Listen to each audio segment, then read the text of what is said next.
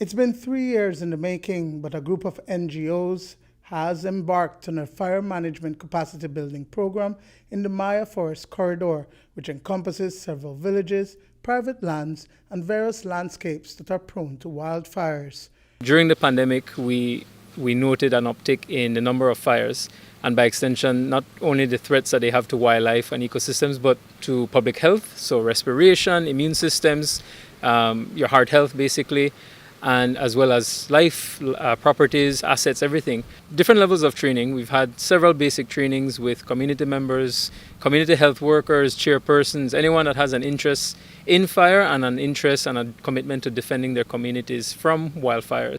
With financial support from the U.S. Embassy for training, as well as the acquisition of firefighting tools, a fire working group has been created for the area. Conservation Program Manager at the Belize Zoo, Jamal Andrew-Bone, says that they were inspired by Tide and the Southern Fire Working Group. They know it like the back of their hand. And what spoke to us most as well was during the pandemic, again, who came to save Belmopan? The Southern Fire Working Group, because of the absence of capacity in this area. And so we have been working towards not only training up the NGOs, but the communities that have to deal with fire as a reality every single dry season. We also recognize that a lot of people in agriculture use fire as a tool for their agricultural practices. So it's a matter of getting, again, the right information to burn safely, effectively, without risk to your neighbors and your assets, to basically improve smoke management and reduce fire risk. Today's advanced training involves staff from the NGOs that usually provides boots on the ground when dealing with fires on their properties and communities. Recently, a teenager down south received burns to 75% of his body while burning garbage. This scenario, as well as other control techniques, is among the information being shared with the participants. You need to understand fire behavior and the factors that influence how that fire behave.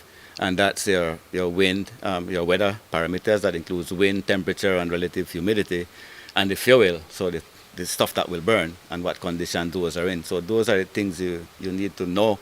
How those will influence that fire behavior, because the fire behavior will then tell you if you'll be able to control that and manage it. In terms of the safety zones and all of those things, is to ensure that the guys who will be implementing and dealing with fire has a safe spot that they can get back to in case things go wrong. As firefighters, your first job, or your first priority is the safety of life and property. Not just your life, but the life of everything around that area that you're doing fires or working with fires. Participants are learning about approved plans for prescribed burning as a strategy for preventative wildfire and proper fire management.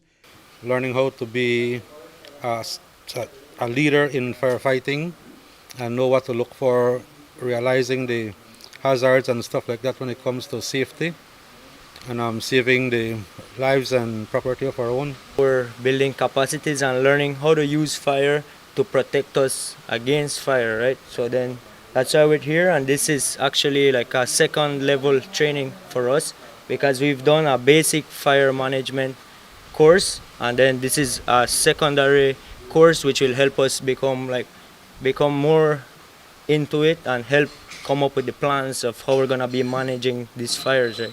Dwayne Moody for News 5.